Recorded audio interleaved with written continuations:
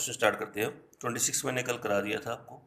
From the flowing particular of Bharat gas limited calculate cash flow from investing activity बनानी है। फिर तो working clearly दिखाते हुए तो लेजर अकाउंट भी बनाने जो भी बनते हैं आपके इसके अंदर। जैसे सबसे पहले मैं गुडविल दे रखी है। अब गुडविल के नीचे देखिए कोई एडजस्टमेंट नहीं दे रखी है आपको, तो गुडविल का तो हम सीधा ले लेंगे। जैसे गुडविल आपकी इसमें ईयर सीधे दे रखे हैं तो ज़्यादा हो रही है, तो इसको बोलते हैं परचेज ऑफ गुडविल। क्या बोलते हैं? Purchase of goodwill. तो इसको दिखाएंगे हम सीधा, उसमें 2 लाख की परचेज है आपकी, तो अब इसको दिखाते हैं यहाँ पे cash flow from investing activity बना रहे हैं और यहाँ दिखा देते हैं परचेज ऑफ गुडविल। तो गुडविल की परचेज दिखा देंगे 2 लाख, ब्रैकेट्स में दिखा देना क्योंकि कैश जा रहा है तो ब्रैकेट्स वाली माइनस वाली आइटम हो जाएगी purchase of goodwill. Next point पे चलते हैं। अब देखिए एक बार नेक्स्ट देखिए पेटेंट। पेटेंट अगर आपके नीचे कोई एडिशमेंट नहीं आएगी तो आप ध्यान रखना कि अगर ज़्यादा हो रहे होंगे तो परचेज है, कम हो रहे होते हैं तो रिटर्न ऑफ होते हैं, ऑपरेटिंग में ऐड होते हैं। अब ये कम हो रहे हैं लेकिन नीचे एडजस्टमेंट भी आ रही है पेटेंट की। अगर देखो ना आप, ये देखो पेटेंट हमने रिटर्न ऑफ करे, कितने रिटर्न ऑफ करे 40,000 के, और कुछ पेटेंट हमने सोल्ड करे हैं, वर सोल्ड है एट ए प्रॉफिट ऑफ 20,000, यानी इसमें पेटेंट का अकाउंट बनेगा। तो पहले उसका बैलेंस ले लेंगे। ओपनिंग बैलेंस आपका 280 है, क्लोजिंग बैलेंस 160 है, ये आपको दे रखा है तो पहले ले लेंगे यहाँ पे। To balance brought down 2,80,000, by balance carry down 1,60,000। अब नीचे कह रहा है, पहला पॉइंट आप पढ़िए मेरे साथ, पेटेंट हमने रिटर्न ऑफ करे हैं 40,000 के। रिटर्न ऑफ वाली आइटम बाय में आती, by statement of profit and loss, return of जो आप ऑपरेटिंग में ऐड करोगे वो हमें दे रखे हैं इसमें 40,000 के। और आगे तक कुछ पेटेंट हमने सोल्ड करे हैं 20,000 प्रॉफिट पे। प्रॉफिट आपका 2 में आएगा, two profit on sale, profit पर लिख देते हैं यहाँ पे। प्रॉफिट आपका आ गया 20,000, तो इसका टोटल कर लेंगे यहाँ पे।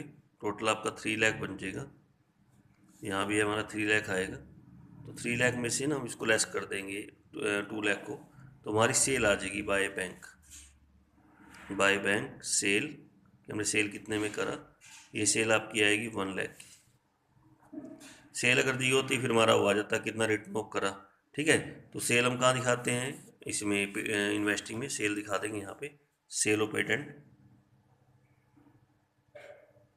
तो सेल हमारी होगी इसमें 1 लाख की सेल दिखा देना, यहाँ पे ब्रैकेट नहीं लगाना, कैश आ रहा है। ठीक है, cash flow from investing activity में सेल ऑफ पेटेंट कितना दिखा देंगे, 1 लाख दिखा देना।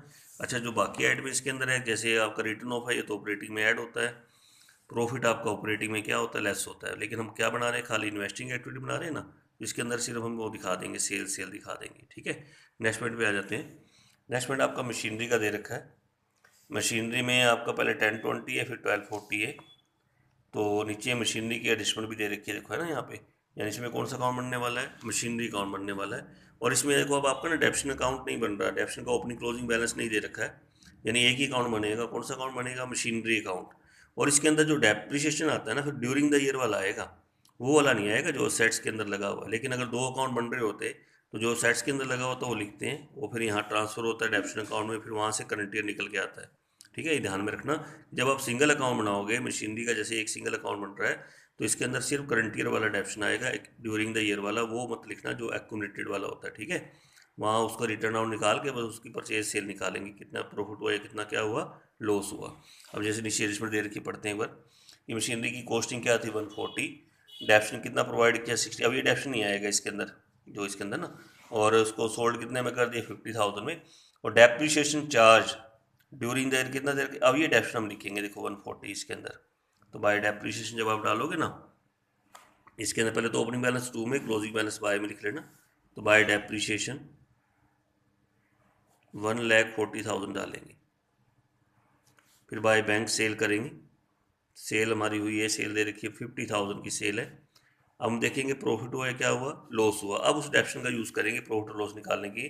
जैसे 140 आपकी कॉस्टिंग है ना, 140 में कितना डेप्शन लग चुका है, 60,000 आपका डेप्रिसिएशन लग चुका है, यानी कि 80,000 रहेगी वैल्यू, कॉस्ट बुक वैल्यू, या उसको बोलते हैं रिटर्न डाउन वैल्यू 80,000। 80,000 का हमने कितने में सोल्ड कर दिया, 50 में सोल्ड कर दिया, तो ये हमारा 30,000 का लॉस होगा।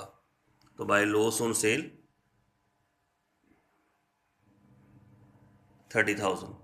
तो दोबारा बता देता हूँ कैसे निकाला मैंने क्या किया, 140 लिया जो उसकी कॉस्ट थी, 140 में 60,000 डेप्शन कट गया, तो हमारी वैल्यू बुक वैल्यू रहेगी 80,000। 80,000 का हमने कितने में सोल्ड कर दिया, 50 में सोल्ड कर दिया, तो 30,000 का क्या हो गया, लॉस हो गया। लेकिन अगर ये दो अकाउंट बन रहे होते, मान लो मशीनरी अकाउंट बन रहा होता है, एक्यूमुलेटेड डेप्रिसिएशन अकाउंट भी बन रहा होता, तो फिर हमारा करंट डेप्शन नहीं दिया होता। उस केस में ये वाला डेप्शन होता है जो दिया हुआ आपका 60,000, उसको लिखते हैं बाय डेप्शन करके 60,000।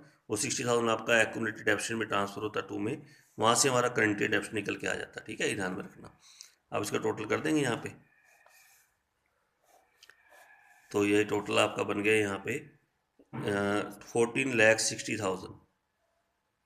तो यहाँ भी लेंगे 14,60,000 लेंगे, तो टू बैंक करके परचेज आ जाएगी, टू बैंक परचेज,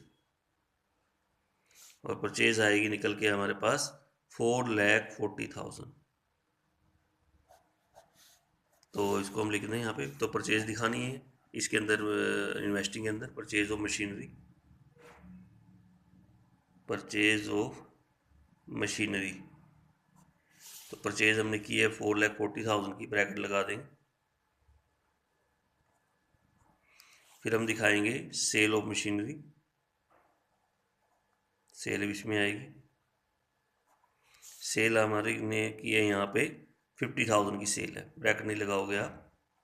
उसके बाद जो बाकी आइटम है, डेप्रिसिएशन है तो ऑपरेटिंग में ऐड होता है, लॉस भी ऑपरेटिंग में क्या होता है, ऐड होता है, ऑपरेटिंग में जाएगा। इसमें खाली परचेज सेल इन्वेस्टिंग में इन्वेस्टिंग बना रहे ना, खाली परचेज सेल दिखाएंगे। इन्वेस्टमेंट आ जाता है, इन्वेस्टमेंट आ जाता है 10%। एक तो इंटरेस्ट का आएगा इसमें चक्कर, इंटरेस्ट रिसीव्ड होगा 10% के हिसाब से, और बाकी देखते हैं अकाउंट बनेगा। वैसे 60,000 की हो रही है 160, अगर नीचे एडजस्टमेंट नहीं आएगी फिर तो सीधा परचेज हो जाएगी डिफरेंस लेके। लेकिन नीचे ना एडजस्टमेंट आ रही है इन्वेस्टमेंट की भी, देखो लिखा हुआ है कि इन्वेस्टमेंट हमने कितनी परचेज करी है, 1,80,000 की तो परचेज की है, और कुछ इन्वेस्टमेंट बेची है, कितने प्रॉफिट पर, 20,000 प्रॉफिट पर बेची है। ठीक है, तो ये पॉइंट डालेंगे, इन्वेस्टमेंट अकाउंट बनाएंगे, तो 10% इन्वेस्टमेंट अकाउंट।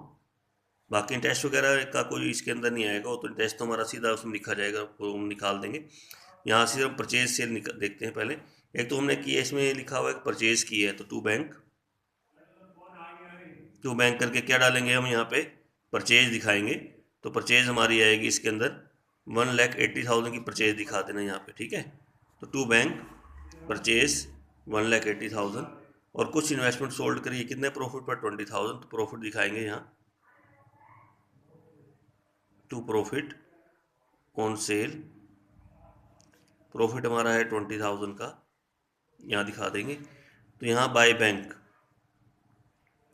यहाँ से हमारी सेल निकल के आ जाएगी। दोबारा एक बार देख लेंगे, जैसे ओपनिंग बैलेंस 2 में ले लिया, क्लोजिंग बैलेंस बाय में ले लिया।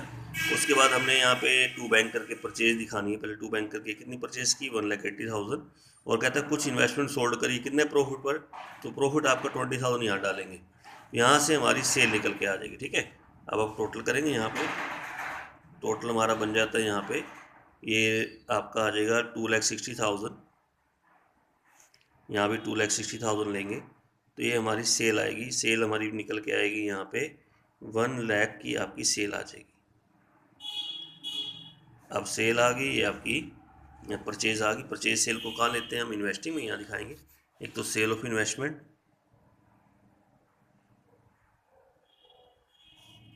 तो सेल हमारी हुई है इसमें 1 लाख की, तो ये दिखा देंगे यहाँ पे। और एक दिखाएंगे purchase of investment, purchase of investment, तो परचेज हमारी है 1,80,000 की, यहाँ पे हम ब्रैकेट लगा देंगे। परचेज के लिए ब्रैकेट लगानी है, और सेल के लिए ब्रैकेट नहीं लगानी, सीधा दिखा देंगे। Sale of investment 1 lakh, purchase of investment 1,80,000, क्या लिखाओगे, ब्रैकेट्स में शो कर देना, क्योंकि कैश आपका जा रहा है।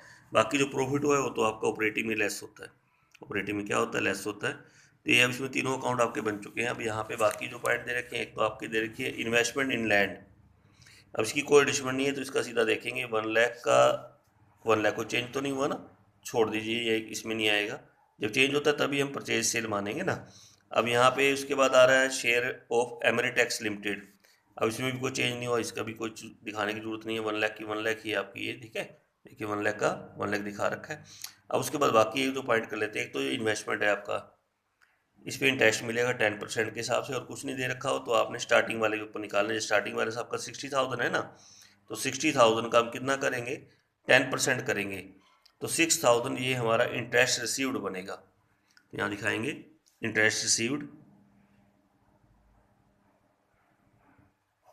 तो 60,000 स्टार्टिंग वाले बैलेंस पे निकालना, 60,000 का क्या करोगे 10%, तो 6,000 का इंटरेस्ट रिसीव्ड यहाँ दिखा देना, ऐड होगा। ऑपरेटिंग में लेस भी होता है लेकिन यहाँ पे ऐड होता है। और एक नीचे पॉइंट दे रखा है कि एमरीटेक्स लिमिटेड ने डिविडेंड दिया है 10% किसके ऊपर, शेयर के ऊपर। तो एमरीटेक्स लिमिटेड के जो ये वाला था ना पॉइंट, शेयर है ना, इसकी शुरू वाली वैल्यू था 1 लाख है ना, तो 1 लाख का कितना करोगे आप 10% कर लेना, 10,000 बन गया। ये हमारा डिविडेंड रिसीव्ड होगा। डिविडेंड क्या होगा, रिसीव्ड, ये लेंगे हम यहाँ पे, तो 1 लाख का 10%, तो 10,000 ये आपका डिविडेंड रिसीव्ड है। डिविडेंड क्या है, रिसीव्ड 10,000 हो गया। ठीक है, समझ में आ गया पॉइंट, डिविडेंड रिसीव्ड कैसे निकाला मैंने। और एक पॉइंट और आपका आया, वो नीचे दे रखा है, ये दे रखा है कि प्लॉट ऑफ लैंड आपने परचेज किया था सरप्लस में से और इन्वेस्टमेंट पर्पज़ के लिए, लेट आउट फॉर कमर्शियल, और रेंट रिसीव्ड हुआ है कितना 30,000, तो रेंट रिसीव्ड भी आपको पता है इसमें आता है, तो रेंट रिसीव्ड डालेंगे यहाँ पे, तो रेंट रिसीव्ड हमारा हो गया 30,000 हो गया, ये भी हम यहाँ पे ऐड करेंगे। अब आप इसका टोटल कर देंगे यहाँ पे, ठीक है। जब टोटल करेंगे तो माइनस के आइटम ये बाकी प्लस किए हैं, तो टोटल हमारा बन जाएगा 5,24,000 माइनस में आएगा। इसको हम बोलेंगे cash used in investing activity, cash used in investing activity, ये हमारा इसका आंसर आएगा। ठीक है, जी समझ में आ गया। तो इसके साथ आपकी इन्वेस्टिंग एक्टिविटी के जो क्वेश्चन अलग से दे रखे थे वो आपके इसमें कंप्लीट हो रहे हैं। तो अब आपको जो तीसरा फॉर्मेट है जो मैंने आपको बताया था पीछे, उसको भी अब एक बार थोड़ा सा याद करना है आपने। तीसरे फॉर्मेट में आपका cash flow from financing activity है, तो इसके अंदर आपका क्या क्या आता है अच्छी तरह से एक बार साथ पढ़ेंगे। पहले एक तो issue of equity share capital, issue of preference share capital, issue of debenture, तीनों याद करो, issue of equity share capital, issue of preference share capital, issue of debenture, raising long term loan या शॉर्ट टर्म लोन, कोई भी loan वगैरह लिया हो, raising public deposit, increase in bank overdraft या कैश क्रेडिट, ये सब ऐड होंगी ऐड में। दोबारा, issue of equity share capital add, issue preference share capital add, issue of debenture आपका ऐड हो गया, रेजिंग लॉन्ग टर्म लोन या शॉर्ट टर्म लोन आपका ऐड हो गया, रेजिंग पब्लिक डिपॉजिट भी आपका ऐड हो गया, इंक्रीज इन बैंक ओवरड्राफ्ट या कैश क्रेडिट भी आपका ऐड हो गया, redemption of preference share capital minus, अब रिडम्पशन है तो माइनस करना, रिडम्पशन डिवेंचर ये भी माइनस क्योंकि माइनस के आइटम में कैश जा रहा है, repayment of long term loan या शॉर्ट टर्म लोन माइनस, यानी इसका उल्टा हो रहा है रेजिंग का repayment, repayment of public deposit ये भी माइनस हो गया, डिक्रीज इन बैंक ओवरड्राफ्ट या कैश क्रेडिट ये भी माइनस में। और एक सबसे इंपॉर्टेंट बात, इंटरेस्ट पेड और डिविडेंड पेड, ये इंटरेस्ट पेड आपका ऑपरेटिंग में मैंने ऐड भी कराया था पीछे, अगर आप फॉर्मेट देखो ऑपरेटिंग में इंटरेस्ट पेड और लॉन्ग टर्म लोन यहाँ लेस होता है। ऐसे जो डिविडेंड पेड है ये आपके वर्किंग नोट में ऐड होते हैं, चाहे इंटरिम डिविडेंड है चाहे प्रपोज डिविडेंड है, वो आपके यहाँ जाके लेस होते हैं फिर इन फाइनेंसिंग में। देखो तीन चीज़ होती है, टैक्स है ना, प्रोविजन फॉर टैक्स आपका ऑपरेटिंग में वर्किंग नोट में ऐड होता है और ऑपरेटिंग में सबसे लास्ट में लेस हो जाता है। और जो इंटरेस्ट पेड है ये आपका ऑपरेटिंग में ऐड होगा ऊपर एडजस्टमेंट फॉर वाली आइटमों में और यहाँ जाके लेस होता है। और जो डिविडेंड पेड है वो वर्किंग नोट में आता है, कहाँ आता है, वर्किंग नोट में। वर्किंग नोट में आपका ऐड देखिए यहाँ पे देखिए ये डिविडेंड पेड आपका आया, देखो वर्किंग नोट में बनाया था, ये आपका ऑपरेटिंग एक्टिविटी का फॉर्मेट है। तो इसमें देखिए ये प्रपोज डिविडेंड आपका प्रीवियस ईयर का इंटरिम डिविडेंड यहाँ ऐड होते हैं। और दूसरी बार लेस कहाँ होते हैं, फाइनेंसिंग में यहाँ आके लेस हो जाते हैं फाइनेंसिंग एक्टिविटी में। ऐसे इंटरेस्ट पेड है आपका, देखो यहाँ पे, यहाँ आपका ऐड है इंटरेस्ट पेड और फाइनेंसिंग में आपका क्या हो जाता है, लेस हो जाता है, इंटरेस्ट पेड आपका यहाँ पे आके लेस हो जाता है। तो ये फॉर्मेट आप कल क्या करेंगे, जो क्वेश्चन स्टार्ट करूँगा ना, अभी मैं बीच में रोकूंगा, तो ये 28, 29, 30 वगैरह क्वेश्चन अभी नहीं कराऊंगा, मैं सीधा शुरू करूँगा बड़े क्वेश्चन जो तीनों एक्टिविटी बनाते हैं। तो कल का काम आपका बहुत इंपॉर्टेंट रहेगा, अगर आप मेरे साथ चलना चाहते हो चैप्टर के अंदर, मैं तो करा दूंगा चैप्टर, लेकिन आपको पहले ये काम खुद करना है। ये तीनों फॉर्मेट जो ऑपरेटिंग का, इन्वेस्टिंग का और फाइनेंसिंग का, एक एक आइटम अच्छी तरह से इसको पढ़ना, याद करना, ठीक है। कल फिर मैं क्वेश्चन आपके स्टार्ट करूंगा, ये पूरी स्टेटमेंट बनाऊंगा, 32 से स्टार्ट होगा, बीच वाले क्वेश्चन बाद में होंगे। ये पूरी कैश फ्लो स्टेटमेंट बनेगी। अब आपकी देखो बैलेंस शीट दे रखी है ना, और देखो नीचे लिखा होगा prepare a cash flow statement, देखो प्रिपेयर ए स्टेटमेंट ऑफ क्या बनानी है, कैश फ्लो। तो इसमें तीनों एक्टिविटी आएंगी और ये क्वेश्चन आपके होंगे कल से स्टार्ट। इसलिए ये ज़रूरी है कि पहले आप तीनों फॉर्मेट को अच्छी तरह याद कर लो, ऑपरेटिंग का भी, इन्वेस्टिंग का भी और फाइनेंसिंग का भी। ऑपरेटिंग का पीछे आपको लिखा हो पूरा फॉर्मेट दे रखा है, इन्वेस्टिंग फाइनेंसिंग मैंने आपको भेज रखा है। इन्वेस्टिंग का भी आपको बता देता हूँ, परचेज ऑफ फिक्स्ड था, सेल ऑफ फिक्स्ड था, purchase of non current investment थी, sale of non current investment थी, dash receive, dividend receive, rent receive. और ऐसे ही मैंने ऑपरेटिंग का भी पूरा बताया था फॉर्मेट आपको पीछे कि ऑपरेटिंग में क्या क्या लेते हैं हम। ये पूरा फॉर्मेट आपने नोट कर लिया था। ये सारी आइटमें ऐड वाली हैं, देखिए जितनी पड़ी हैं, डेप्रिसिएशन वगैरह, डिस्काउंट वगैरह, ये जितनी थी। वर्किंग नोट भी आपने पहले बनाना था, वर्किंग नोट बना के फिर आपने यहाँ लेके आना है। फिर लेस वाली आइटमें 5 बताई थी मैंने आपको। उसके बाद decrease in current assets, increase in current liability. और अब जो मैंने आइटमें छोड़ी थी उनका रोल भी आप धीरे धीरे आपका आ गया। बैंक ओवरड्राफ्ट और शॉर्ट टर्म लोन, और ये दो तो मैं बता ही रहा हूँ, ये आपकी उसमें जा रही है, फाइनेंसिंग में जा रही है आपकी। और ये कैश बैंक का बता दूंगा फिर, करंट इन्वेस्टमेंट का इसका भी क्या करना, इसका भी रोल आएगा अब आपके पास, ठीक है। लेकिन bank overdraft short term loan तो आप देख ही रहे हो, ये देखिए फाइनेंसिंग में चला जा रहा है। इंक्रीज इन बैंक ओवरड्राफ्ट या शॉर्ट टर्म लोन या कैश क्रेडिट इसमें जाएगा, ये तो यहाँ पे है ना। और डिक्रीज वाला आपका लेस होगा यहाँ पे। तो ये आज पहले यहाँ तक कर लेंगे। आज और नहीं क्वेश्चन होंगे, आज 2 ही क्वेश्चन आपको दिए करने के लिए, कराए हैं मैंने। एक तो क्वेश्चन कराया मैंने 27 कर लेना, और एक पीछे कराया था मैंने 25। 27 क्वेश्चन, ये तो मैंने काम दिया है कम, लेकिन काम बहुत ज़्यादा है। जब तीनों फॉर्मेट को अच्छी तरह से बहुत ही सीरियस होकर थोड़ा सा लिख लिख के करो, जैसे मर्जी करो, थोड़ा सा याद कर लो ताकि ध्यान में रहे कौन सी आइटम कहाँ जानी है, ठीक है। आज इतना ही, बाकी कल।